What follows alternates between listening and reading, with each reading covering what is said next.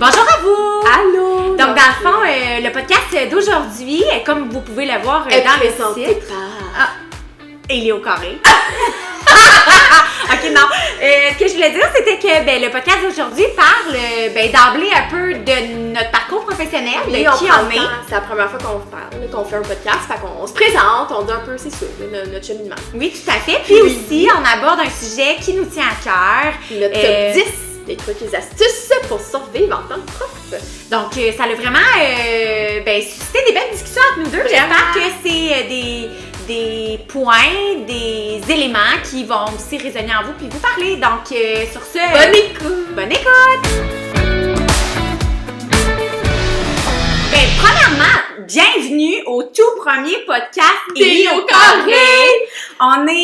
Je parle au on parce que je pense que je peux me permettre de le faire. Absolument. On est vraiment fébrile, excité, légèrement stressé, soyons honnêtes avec vous de faire ça. Ouais. C'est un beau saut dans le vide, sans parachute de secours. Non, on se lance un peu comme le bureau dans le fond. Hein? C'est à notre image, lancer de même. Exactement. Donc, dans le fond, on va commencer d'emblée un peu, premièrement par nous présenter, parce que on ne prend pas pour acquis le fait que tout le monde nous connaisse. Hein? On est consciente de ça. Donc, tu peux y aller. Bon, je me lance. Elisabeth, donc une des Élis dans Élie au carré, bien entendu. Si je fais un peu là, le parcours de qui je suis, d'où je viens, pourquoi qu'aujourd'hui ici je suis en train de vous parler dans un podcast sur l'éducation. J'ai commencé mon bac en éducation préscolaire primaire en 2016. J'ai fait 3 belles années avec 3 super stages, puis on aura sûrement l'occasion peut-être d'inviter un de mes enseignants associés qui est devenu mon Dalai Lama d'éducation. Oui. Donc, si tu écoutes ça, tu vas te reconnaître. Puis, dans le fond, à ma 4e année, j'ai été dans le programme Travail-études, donc j'ai pu avoir la chance d'avoir une classe à moi, d'être titulaire, et c'est là que j'ai rencontré Élise. Ça fait coup de foudre professionnel, coup de foudre d'amitié avec elle. Puis en fait, pendant ma 3e année, de mars à juin, j'étais aussi titulaire d'un groupe de première année. Donc, ça a commencé comme ça. Donc, l'année où on était ensemble, on était en 5e année. Exactement. Donc, c'était, je me présente, Elisabeth l'a mentionné, Élise, la deuxième Élie dans Élie au carré. Donc, maintenant, il n'y a plus de secret par rapport à notre nom, Élie au carré. Vous comprenez le pourquoi. Le pourquoi du comment. Donc, en fait, moi, j'ai commencé en 2015 mon baccalauréat, le même bac qu'Elisabeth, bien évidemment. J'ai été 3 années titulaire d'une classe. Donc, ma première année de contrat, j'étais en 5e année. Et c'est à ce moment-là que j'ai rencontré Elisabeth, comme elle l'a mentionné, coup de foudre professionnel. Et je pense qu'on a vraiment été chanceuses parce que dès notre début dans cette merveilleuse carrière-là, on a eu la chance de connecter. Et puis d'ailleurs, on va en parler un peu plus tard, mais d'avoir des collègues qui nous ont soutenus. On a eu des collègues pour notre première année d'expérience. Puis non seulement d'expérience, là, mais des collègues qui innovaient dans leur pratique aussi, puis ça connectait vraiment avec notre façon de faire. Oui. Fait qu'on a vraiment commencé en force notre carrière. Ouais, on a vraiment été super chanceuses. On avait un tapis rouge devant nous. Vraiment, des super bonnes directions aussi. Là, on était super bien accompagnés là-dedans. Tout à fait. Donc, vraiment, c'est les deux. On a fait 3 années comme titulaire dans les écoles. On avait appris... En fait, c'était un contrat. Exactement. Notre première année, c'était un contrat. Donc, on a vécu comme... la très grande majorité là, des enseignants au Québec, la précarité, de devoir changer d'école, de faire un deuil d'une équipe, de collègues, d'un milieu, d'élèves pour changer. Ça nous a fait beaucoup de peine parce qu'on était tellement habitués de travailler ensemble. Exactement. On voulait vraiment se retrouver quelque chose ensemble. Élise était légalement qualifiée, pas moi, étant donné que j'étais encore au bac, comme j'ai dit tantôt, en travail-études. Donc, je suis retournée sur... Ça a été toute une saga, là, cette partie-là, mais je suis retournée sur la liste A, non, la liste B.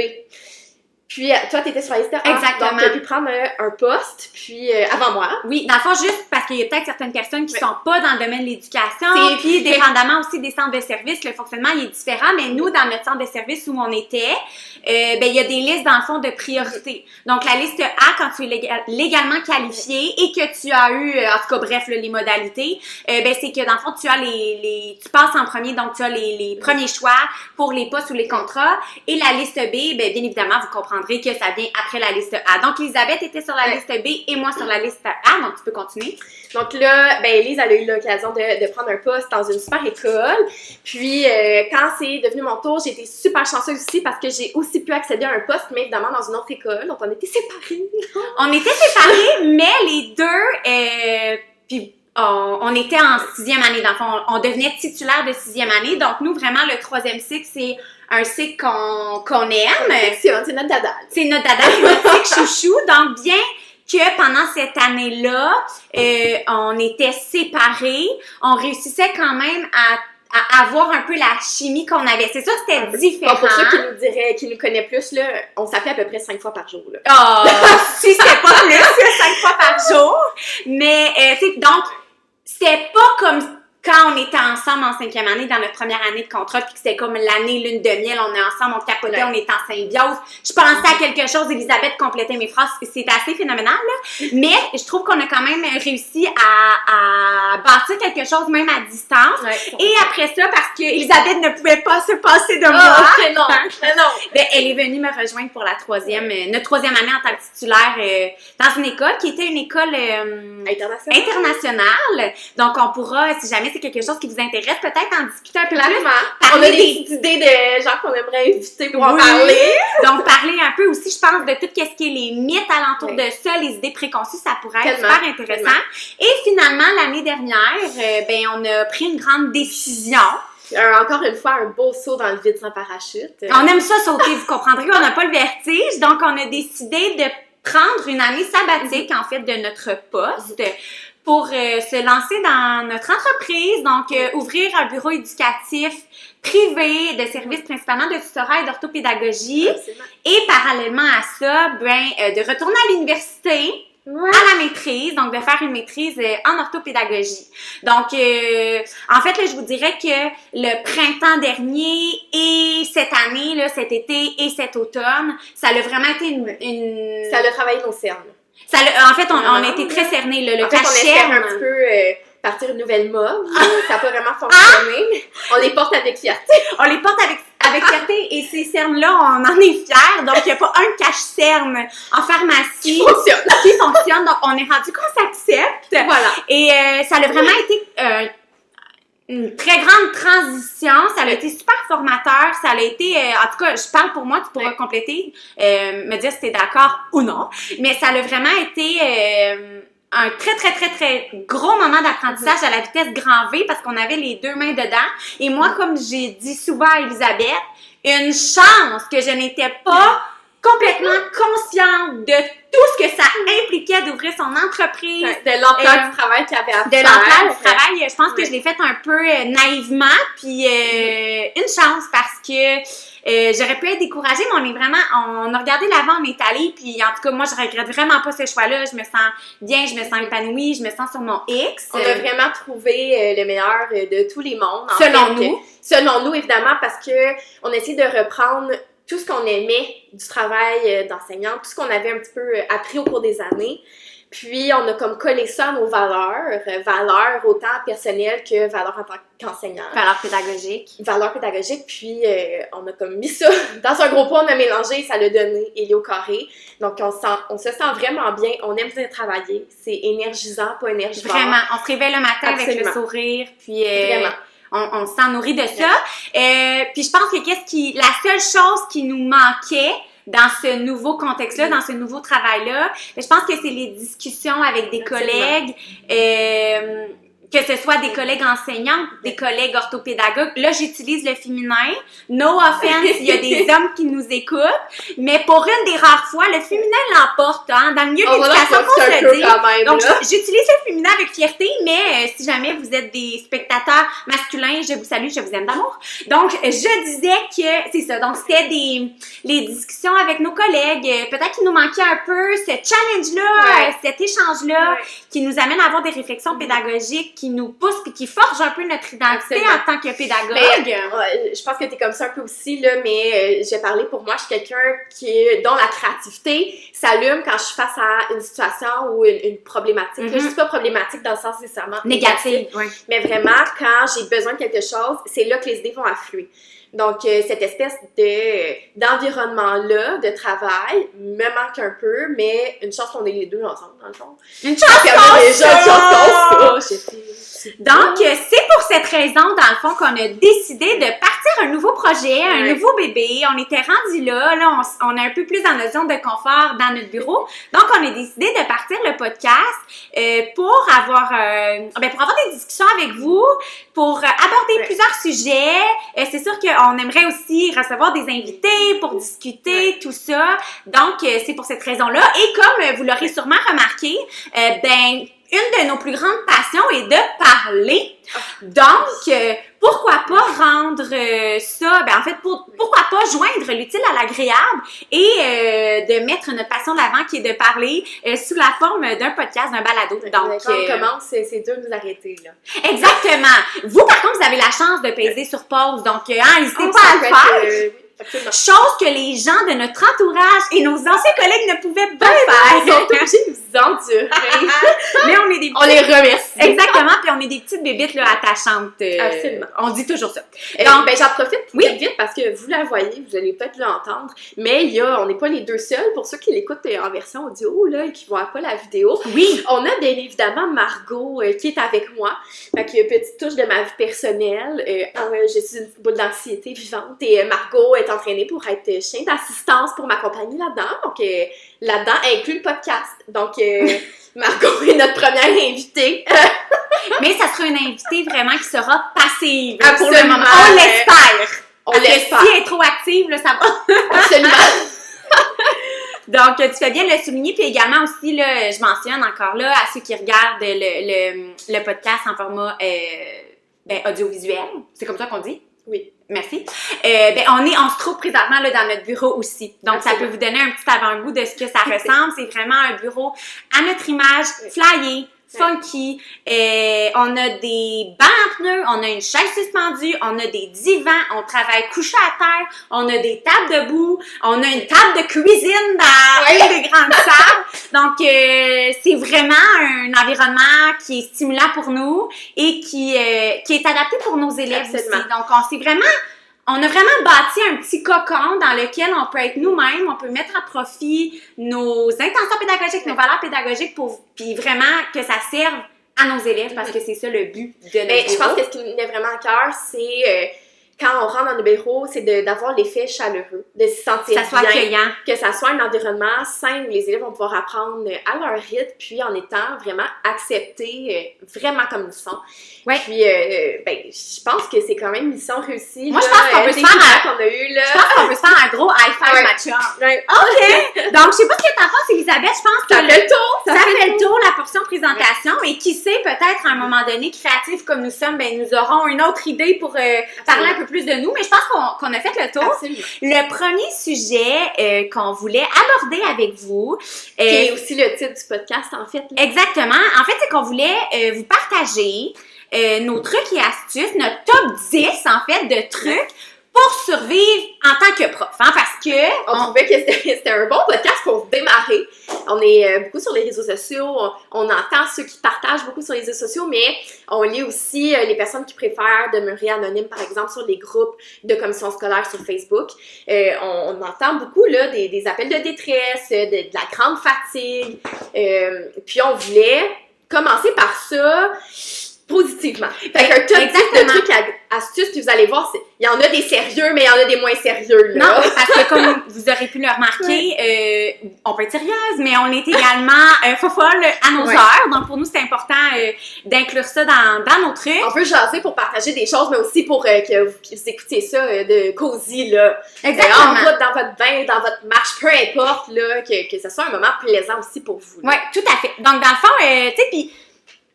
En m'en venant aujourd'hui dans ma voiture, sachant qu'on allait parler de ce sujet-là, tu sais, je réfléchissais puis je me demandais pourquoi c'est dans le domaine de l'éducation, principalement les enseignants, mais j'imagine que les éducateurs spécialisés aussi, mais là, je parle de mon expérience, c'est pourquoi c'est donc dans ce domaine-là qu'il y a ce sentiment de devoir être une super prof, de devoir, tu sais, on dit souvent l'enseignement, c'est un travail de cœur, c'est un don de soi, tu sais, puis je me demande pourquoi c'est propre à ça. Avant qu'on partage nos trucs, je voulais t'entendre là-dessus, j'étais curieuse. Moi, je pense que des gens partant, ça vient de l'historique un peu là, des enseignants, et c'était un travail qui était associé à la religion, puis la religion a toujours été associée à quelque chose, là, vraiment qu'on se donnait corps et âme. Là, sans question, sans compter le temps. Donc, c'est sûr que, par exemple, les sœurs ici au Québec qui est en charge de l'éducation, c'est sûr que ça l'a parti comme ça. Là, après ça, à un moment donné, le gouvernement a pris ça en main, mais on dirait que cet aspect-là n'a jamais quitté. Il est resté collé à la peau de cette profession-là. Moi, dans mon cœur, j'appelle ça une profession, là, malgré qu'on n'a pas d'autres professionnels. C'est une autre discussion, mais... C'est un autre sujet! Mais dans mon cœur, c'est une profession et non une vocation.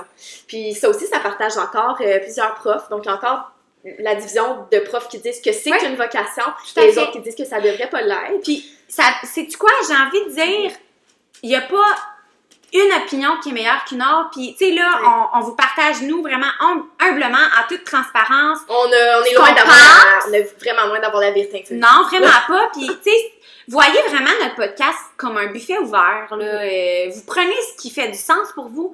Vous prenez ce qui vous fait du bien. Ce qui vous fait du bien, ce qui résonne, puis vous laissez le reste, puis c'est tout, là, tu sais. Donc, on veut pas partir de polémique, rien. On veut juste vraiment discuter. Puis au contraire, justement, si vous n'êtes pas en accord avec certains de notre propos, let's go, écrivez-nous, là, on va en discuter. Exactement. C'est ça le but du podcast. Tout à fait. Donc, c'est au contraire vraiment pas se chicaner, c'est d'ouvrir là, le monde de l'éducation et la discussion. Tout à fait.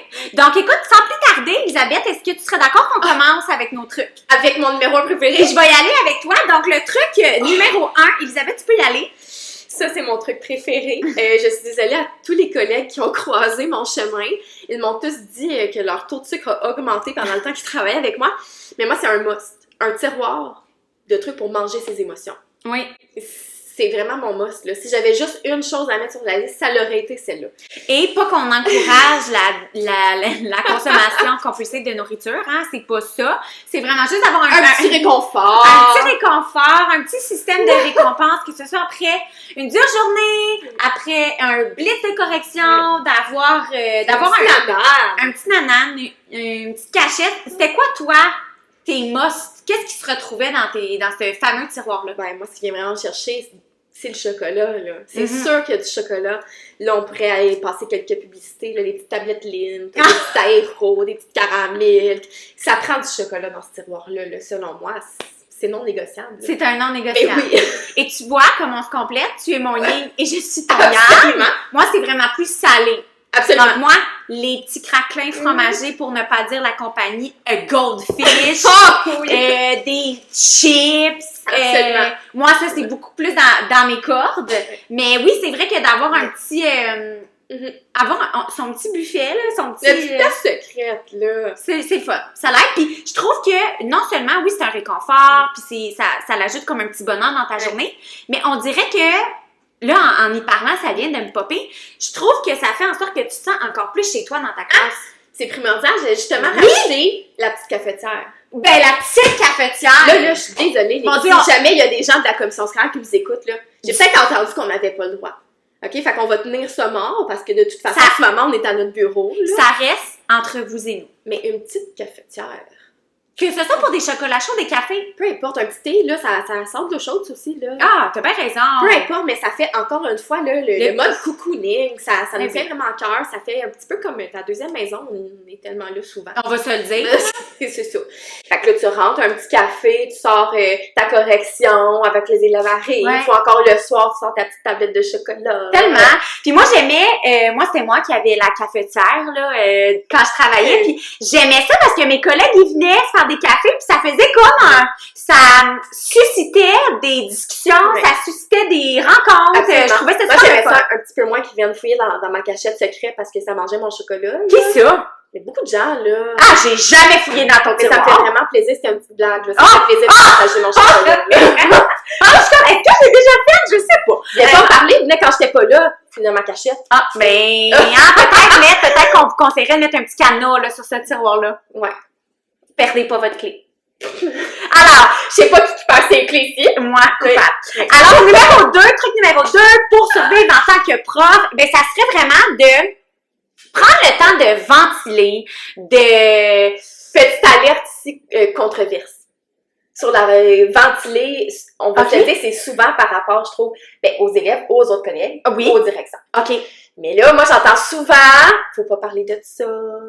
Faut pas parler Ah, de ben, oui, je comprends, OK, je comprends où tu t'en vas. Ouais. Dans le sens que, moi, je pense que le truc, là, je vais terminer de le dire, c'est de se laisser le droit, je dirais, de ventiler avec une personne de confiance. Et c'est là la nuance, hein, avec une personne de confiance et dans un contexte adéquat. Ben oui, puis dans le souci aussi de confidentialité. Tout à fait. On s'entend que le corridor n'est pas un contexte adéquat. Non, puis il y a aussi un ton de voix approprié dans tout ça. Hein? Tout à fait, mais ça évite des petits malaises. exactement. Mais tu sais, je pense que d'avoir une personne, que ce soit une personne dans le milieu de l'éducation ou pas partout, mais juste de se permettre de ventiler, moi je trouve tout le temps que quand on met des mots sur les choses, ça nous permet de prendre une distance, puis ça nous permet justement de vraiment, c'est vraiment ça le mot, de se distancier. Puis après, juste là, je trouve que ça fait que on se sent mieux. Puis là, je trouve que quand on dit ventiler, on n'est pas dans une optique d'ouvrir une discussion ou un dialogue tant que ça.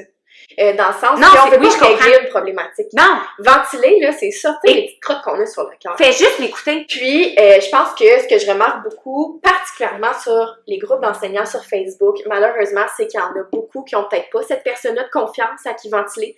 Ou peut-être que dans leur entourage, ils ont personne dans le milieu de l'éducation. Puis des fois, ça fait du bien des gens qui comprennent ce qu'on peut vivre, qui comprennent la réalité de la job. Puis malheureusement, il y en a qui vont ventiler sur les réseaux sociaux. Je suis pas pour, je suis pas contre. Non, on porte aucun jugement là-dessus. Ce que je trouve qui est dommage, c'est que justement, il y en a qui prennent ça comme une discussion, une ouverture sur une discussion, des opinions. Puis là, ça crée beaucoup de chicanes. Ça augmente encore plus là la séparation des profs, je trouve. Oui, t'as raison. Fait que je pense que c'est important de se trouver un petit cocon ou peut-être d'être cette personne-là aussi pour une collègue qu'on voit qu'on aurait besoin. N'hésitez pas à le faire, ça fait tellement du bien. Ça fait toute la différence. C'est ça. Faut pas être gêné de ça. Je pense que ça fait pas de nous une mauvaise prof, ça fait pas... Ben non, pas du tout. Puis tu sais, moi je pense que tant aussi longtemps que l'intention de cette discussion-là est tout simplement de sortir le méchant pour se sentir mieux après et éventuellement tomber en mode solution tout ça. Ben OK, moi je pense que tout est dans l'intention aussi. Tellement. Vraiment. Tellement. Il faut pas se fermer les yeux là-dessus non plus. Là, mais on a besoin de ça avant justement des fois de se mettre en mode solution. Ben comme dans n'importe quel autre 100%. job, dans n'importe quel autre contexte. 100%. Numéro 3, repenser. L'évaluation. Oh, là, on tombe dans l'évaluation. Puis, j'avais lâché dans les petites notes, surtout en écriture. Oui, c'est sûr qu'en tant qu'ancienne titulaire du 3e cycle, tu sais, on va se le dire, le gros morceau du 3e cycle, ce qu'on ramène dans le temps de Noël, c'est l'évaluation. On va se le dire, là, c'est un aspect vraiment à considérer quand on fait un choix au niveau des cycles. Puis on parle beaucoup, justement, vu qu'on était titulaire au primaire, on parle de ça plus spécifiquement au primaire, c'est notre expérience, mais je pense que ça devient encore plus vrai au secondaire. Oh mon Dieu, avec 100 élèves. Je sais pas comment vous faites, gang, du secondaire. Vous avez toute mon admiration. Ah oui. Donc, quand on dit repenser l'évaluation, c'est qu'il y a tellement de façons de faire pour pas qu'on ait une pile de production écrite de 500-600 mots à corriger tout le temps parce que on va ressortir notre programme. Nulle part, c'est écrit ça, là. Fait que là, c'est sûr que c'est la thématique d'un podcast au complet, là. Je pense que c'est la thématique de comme 10 podcasts, là. Ou de plusieurs années dans le domaine de l'éducation. Oui.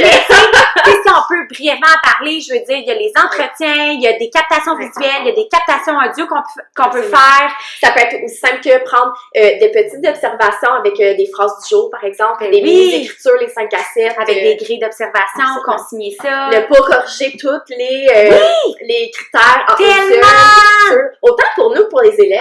Oui. Puis, tu sais... 100%. Puis je pense que c'est de revenir peu importe une évaluation, peu importe sa forme, plus traditionnelle ou non.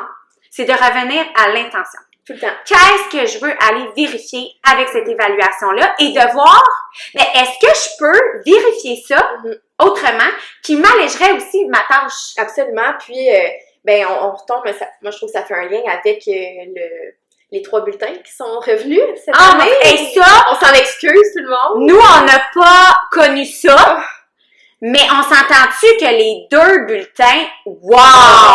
À cause de la pandémie, là? Oui. Mon Dieu, c'était le rêve. Ça fait un lien pour moi avec repenser évaluation parce que ce qu'on a beaucoup entendu, c'est normal, on n'est vraiment pas de la critique, j'aurais fait la même chose et je l'ai déjà fait la même chose, mais faut évaluer. C'est pour ça. pouvoir mettre la note. Ouais. Puis quand on a un bulletin après 2 mois d'école, là, après la rentrée, j'ai de la misère à concevoir comment qu'on fait ça. Donc, appel à notre nouveau ministre de l'Éducation, on change ça. Peut-être qu'un jour, on lance ça dans l'univers. Peut-être qu'un jour, on recevra le ministre de l'Éducation. Ça serait, n'importe quand. Mais c'est une invitation verte. L'invitation est lancée. Donc, on a fait pas mal le tour, là, au niveau de l'évaluation. De toute façon, on va en reparler dans le oui, tout à fait. Donc, c'est un sujet à venir. Ça, je pense que c'est vraiment mon truc à moi. L'astuce, le truc numéro 4, prendre congé. Prendre des journées que j'appelle de santé mentale. Et je rajoute, sans se sentir mal. Et qu'on est bonne. Sans faire 2 heures de planif la veille pour compenser. Oui. Puis c'est pas grave. Non. Les élèves, ça va pas être une bonne journée de toute façon. Tout le monde est au courant. Donc, aussi bien ne pas prendre 2 heures pour planifier cette journée-là, puis pas se sentir coupable. Tu sais, on est bonne pour culpabiliser par rapport à ça, puis tu sais, moi là, j'y prenais mes journées, puis moi j'ai bon pour dire que quand t'es fatigué, quand t'es plus irritable avec les élèves, ben il est déjà trop tard. Dans le sens que tu aurais dû prendre ta journée 100%. avant. Donc, puis ça s'accumule, là, ça s'accumule. Une journée, ça sera même pas suffisant quand on commence à accumuler. Tu sais, quand on a besoin d'un 2 semaines de Noël, là, c'est ça. Déjà là, on a un son de cloche. Puis je pense vraiment que c'est critiqué, prendre congé, surtout avec la pénurie où ça devient plus compliqué. J'ai même entendu des histoires d'horreur là, de direction qui demandaient absolument d'avoir trouvé une suppléante pis tout. Là, OK, faut prendre ce qui nous appartient. Mais il faut laisser ce qui nous appartient. Tout à fait. Puis si nous, on n'est pas bien, les élèves seront pas bien. Non, c'est exactement là où je m'en allais. Tous les profs veulent que ces élèves soient bien. C'est la base. Mais pour ça, il faut penser à nous. C'est le même principe que dire si tu t'aimes pas toi-même, quelqu'un d'autre ne pourra pas t'aimer. Il faut commencer par s'aimer soi-même avant. 100%. Fait que c'est un peu le même principe. Tout à fait. C'est exactement là où je m'en allais. C'est que en prenant une journée pour toi et en décrochant là. Je parle pas ici d'une journée pour avancer ta correction. Prendre une vraie journée pour toi. Aller au spa si t'as envie de faire la couch potato toute la journée. Binge-watcher une série Netflix, ben fais-le. Mais après cette journée-là, là, quand tu vas revenir dans ta classe, ultimement, là, ben tu vas être plus reposé. Tu vas avoir rechargé tes batteries. Tu vas avoir pris de l'énergie. Puis ça, ben tes élèves vont le ressentir. Parce que moi, je dis tout le temps, et je le redis, les enfants, les élèves, ce sont des éponges. Ils absorbent tous. Tout. C'est un reflet de ce qu'on projette, là. C'est les enfants. Les enfants, ça va imiter nos comportements, ça va essayer de nous ressembler, en quelque sorte. Ça va prendre exemple sur les adultes qui les côtoient. Il faut qu'on soit bien avant. Ah, tout à fait. Puis, tu sais, en tant qu'enseignant, en tant qu'orthopédagogue, en tant qu'intervenant du milieu scolaire, notre outil principal de travail, c'est nous. On peut pas se remplacer. Il y en aura pas 2. On peut pas aller en acheter un au Walmart, là, on s'entend. Donc, je pense que c'est d'autant plus important de s'écouter, de prendre soin de soi. Alors, numéro 5, donc on est quasiment déjà... En fait, on est rendu à la moitié. Vas-y, Elisabeth. Numéro 5! Mais là, surtout au 3e cycle, mais vous allez voir, de la maternelle, 1er cycle, utiliser nos élèves du 3e cycle. Tellement. Déléguer des tâches aux élèves. OK, là, elles sont capables de faire bien des affaires. On va se le dire. Là. Surtout, découper des ateliers. C'est exactement ça. Par contre, ça requiert un lâcher-prise. Oui, c'est sûr que c'est pas découpé tout le temps droit. Non, là. Mais non, exactement. À un moment donné, là, qu'il y ait un petit bout de la petite ligne de ta carte à tâches qui soit coupée, est-ce que ça va changer quelque chose par rapport à ton intention pédagogique de ton activité? Non. Donc, oui, ça demande un lâcher-prise, mais le cerveau, on peut le conditionner. Donc, plus on le fait, ben plus ça devient facile de le faire. Donc, plus on lâche prise et on accepte que ça sera pas parfait parce que de toute façon, grosse nouvelle, si vous le savez pas, il y a rien de parfait! Donc, Ben, si on part de ce point-là, ben, déléguons aux élèves. Acceptons que ça soit pas fait, puis c'est ça qui fait la beauté des choses. Ben oui. Puis, encore une fois, si vous en avez pas des grands qui déléguent, allez en voler. OK? Ça va le faire. Ben, en tout cas, ça va ancien, ancien titulaire de grand. Ça va nous faire plaisir d'en avoir moins dans la classe. Ça va même nous permettre, des fois, de faire des sous-groupes pendant que les autres vont travailler dans d'autres classes avec d'autres profs. Ça se fait déjà. Fait que, puis les élèves sont vraiment contents, là. Exactement. Ça les rend importants, ça leur donne une importance, ça leur donne des responsabilités. Ils apprennent d'autres choses. On entend souvent parler qu'à un moment donné, c'est pas juste les notions, c'est autre chose, l'école. Ben, ça en fait partie de autre chose. On va aider les autres. Tout à fait. On va, pourrait même en créer, là, des ateliers pour les petits rapido presto, là. Exactement. Bref, déléguer. Numéro 6. Arrêtez la comparaison. Je vais le répéter parce que ce n'est plus fort pour les personnes en arrière. Arrêtez la comparaison. Et quand je dis comparaison, c'est sûr que, oui, je parle des réseaux sociaux. Alors, moi, je pense que les réseaux sociaux, c'est une invention, c'est une ressource, infinie, pertinente, enrichissante, mais comme toute bonne chose, ben oui, il y a des avantages, il y a aussi des désavantages, mais aussi quand je parle de la comparaison, mais je parle aussi de la comparaison avec les collègues.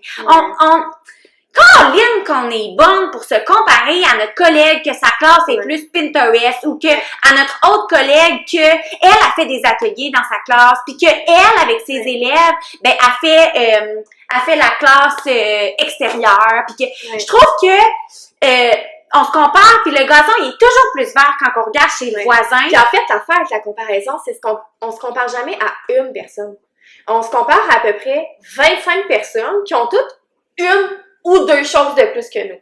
Mais ça fait 25 à 50 choses qu'on fait peut-être pas nécessairement, là, c'est irréaliste. Puis je mixe un peu, là, notre prochain point, qui est de se fixer par année maximum 1 à 2 objectifs, là.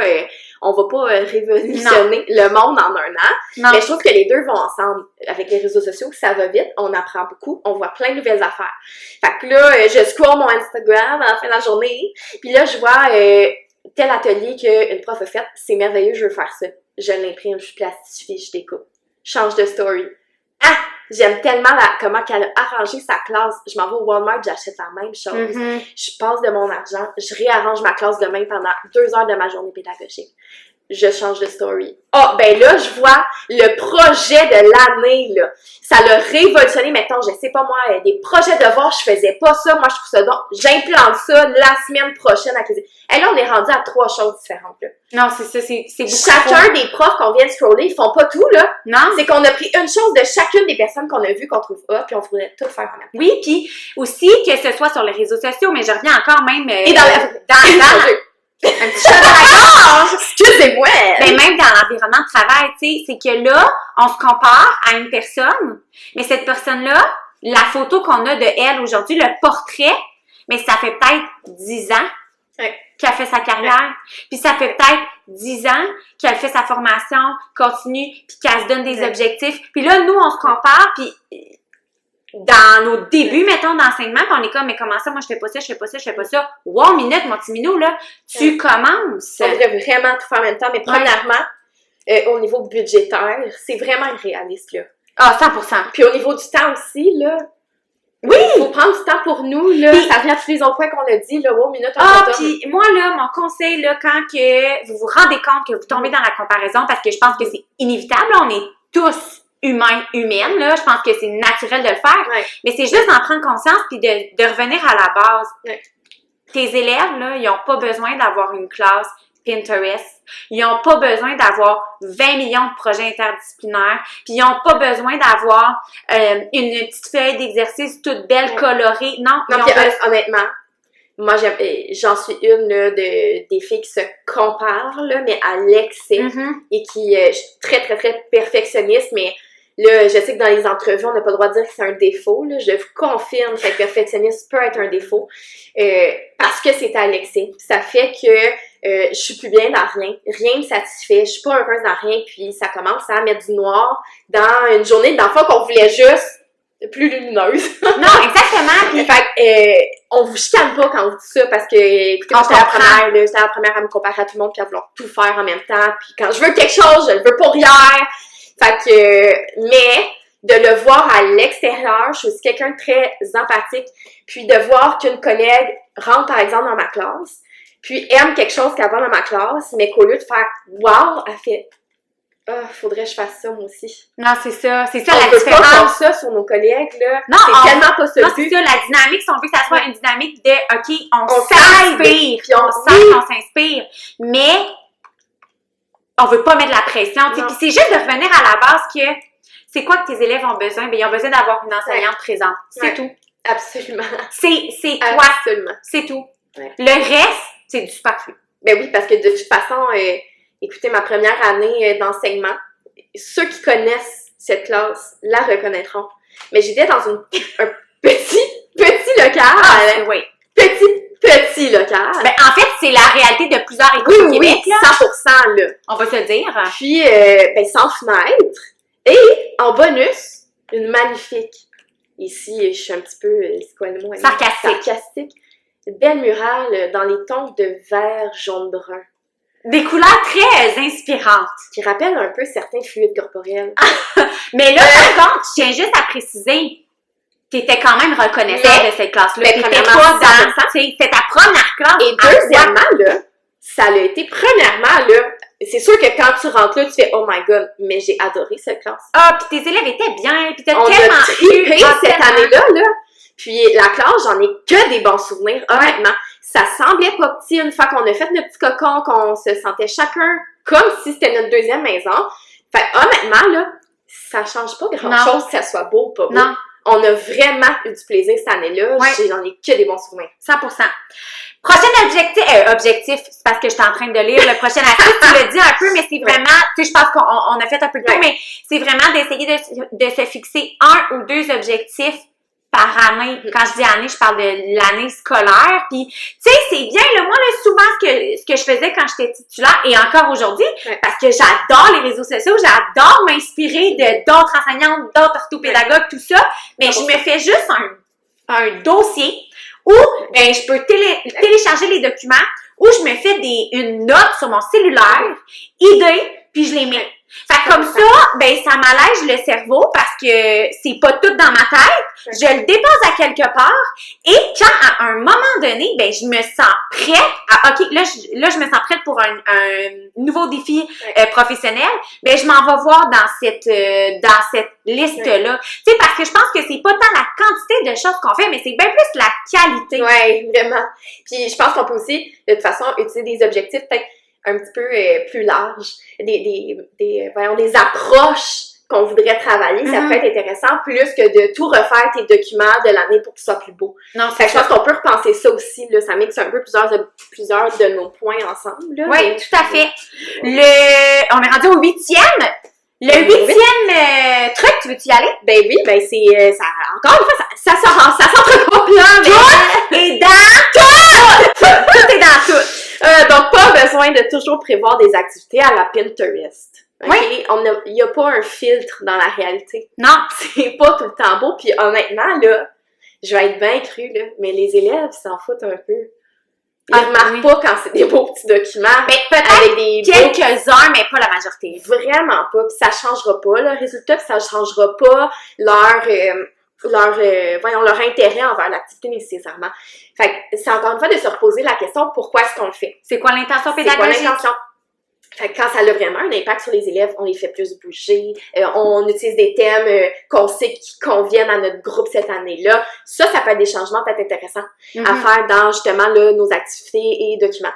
Mais qu'ils soient toujours beaux avec la police Le d'écriture niveau à la esthétique, mode, là.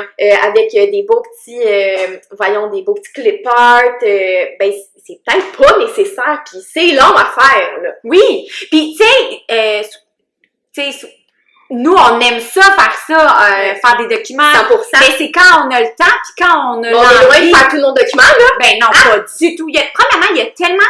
plein de beaux documents gratuits avec Vraiment. le mouvement gratuit sur les réseaux sociaux. Merci à tout le monde qui participe à ce mouvement-là. Puis je comprends ceux qui participent pas dans le sens que c'est énormément de temps, là, 100%. Ouais. Je comprends. Puis j'en paye des documents, là. Ben, les deux ont, en paye, là. Mais, tu sais, un que tout le monde connaît, là, Deux filles autrement.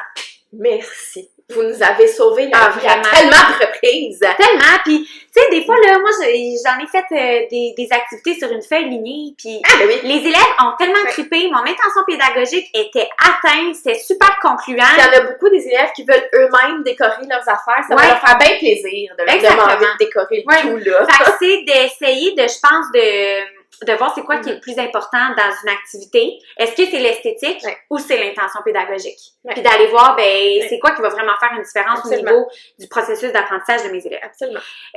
Neuvième astuce, travailler en équipe.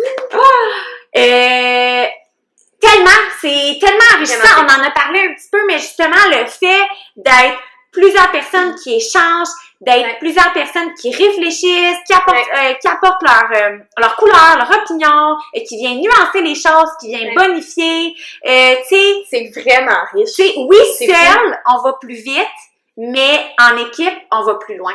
Puis moi, je trouve que c'est vraiment vrai. Tu sais, oui, peut-être au début de l'année, quand c'est une nouvelle équipe, puis je sais, la réalité dans les écoles, il y a énormément de roulements.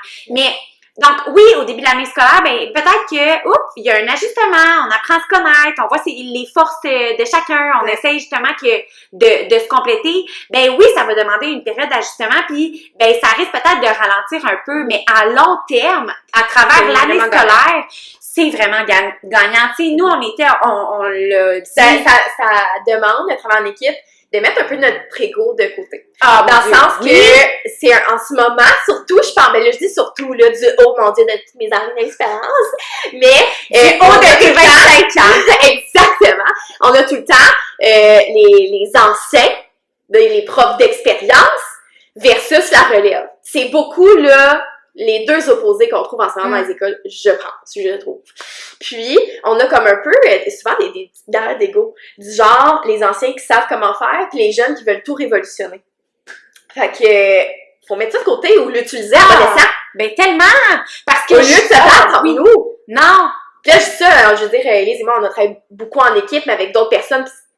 Même nous, on s'est déjà pognés, là. Ah, mon Dieu, oui. J'adore au chum à Elise qui pense qu'on se pogne tout le temps quand on FaceTime ensemble, là, à peu près 10 fois par jour, là.